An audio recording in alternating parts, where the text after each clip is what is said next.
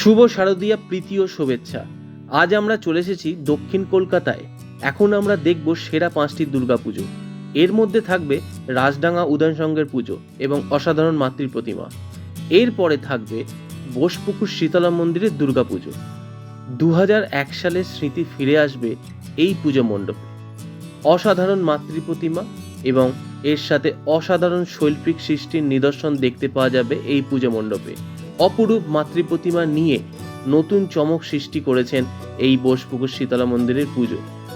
এরপরে থাকবে দক্ষিণ কলকাতার জনপ্রিয় পুজো সিংহি পার্কের দুর্গাপুজো।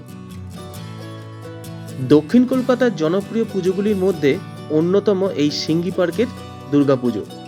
এরপরে থাকবে দক্ষিণ কলকাতার আরেকটি জনপ্রিয় পুজো গড়িয়াহাট হিন্দুস্তান ক্লাবের দুর্গাপুজো। এর সাথে থাকবে অপরূপ মাতৃ প্রতিমা। অবশেষে একডেলিয়া এভারগ্রিনের দুর্গাপুজো। তাহলে ভিডিওটি শুরু করা যাক। দেখতে দেখতে দুর্গাপুজো চলে এলো। সবচেয়ে জনপ্রিয় পুজোগুলির মধ্যে অন্যতম হলো এই রাজডাঙ্গা উদয়ন সংঘের পুজো। মণ্ডপের ভেতরে প্রবেশ করেই দেখতে পাওয়া যাবে একটি গাছের শিকড় মাটির সাথে মিশে রয়েছে এবং লক্ষ্য করা যাবে সেই গাছই বিলুপ্তির পথে এবং বর্তমানের আধুনিকতাকে মাথায় নিয়ে দাঁড়িয়ে রয়েছে। মণ্ডপের ভেতরে রয়েছে বড় ইন্ডাস্ট্রি এবং বাড়িঘর এবং বড় একটি চাকা রয়েছে। এটি প্রযুক্তি উন্নয়নের চাকা এবং এর উপরে একটি দাঁড়িপাল্লা রয়েছে যেটি সামঞ্জস্য বজায় রাখার বার্তা দেয়। রাজডাঙ্গা উদয় সংঘের এবছরের উপস্থাপনা ভারসাম্য। এর আগের বছর হয়েছিল পরম্পরা। এবছর 75তম বর্ষে পদার্পণ করল।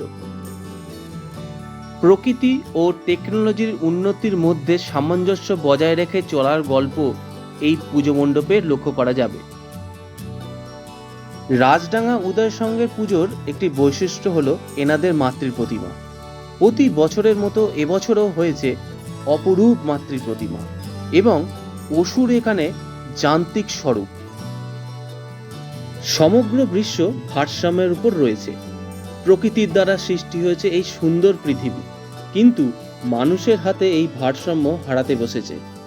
প্রকৃতির সিদ্ধারার উপর ভর করেই ক্রমশ উন্নত হয়েছি, কিন্তু টেকনোলজি উন্নতি হওয়ায় ইন্ডাস্ট্রির পলিউশনে নানান কারণে প্রকৃতিকে কালের অন্ধকারে ধীরে ধীরে চলে যাচ্ছে।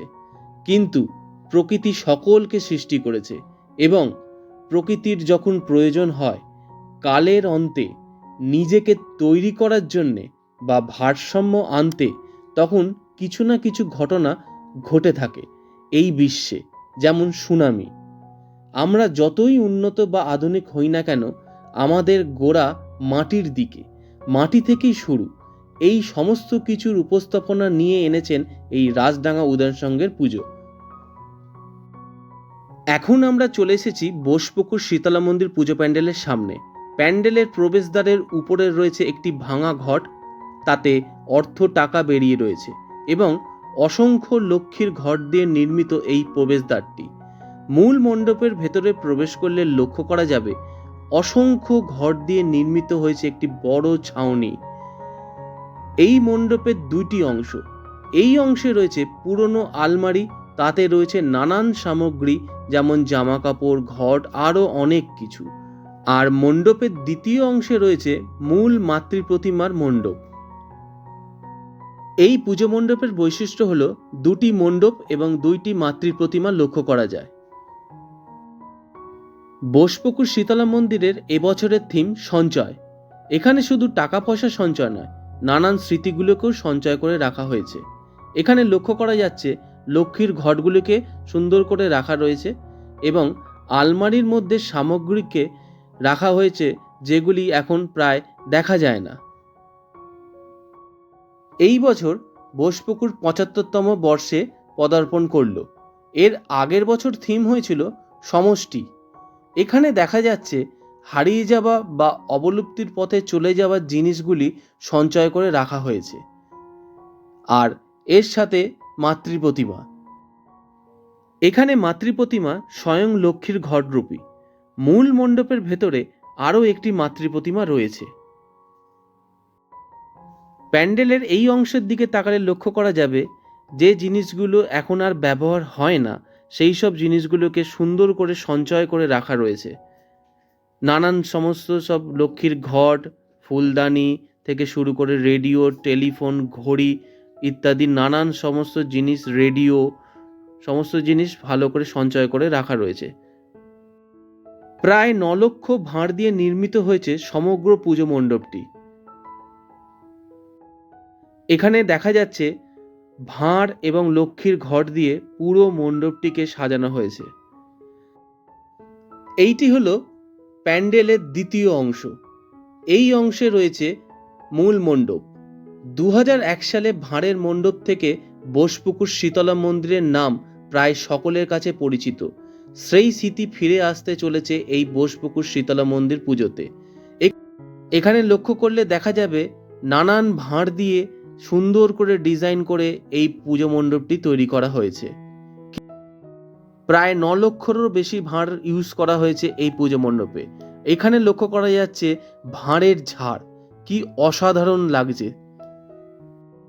মূল মণ্ডপের ভেতরে প্রবেশ করলে দেখা যাবে মাতৃপ্রতিমাকে, মাতৃপ্রতিমার অপরূপ রূপ। মাতৃপ্রতিমার সাথে সামঞ্জস্য রেখে মূল মণ্ডপটি নির্মিত হয়েছে।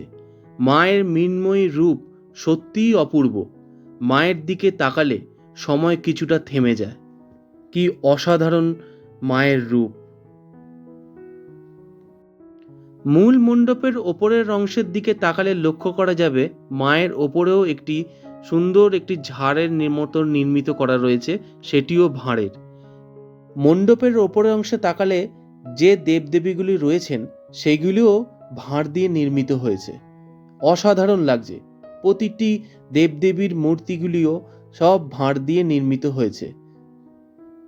এখানে লক্ষ্য করা যাচ্ছে শিল্পীর কঠোর পরিশ্রম এবং নিপুণ দক্ষতা।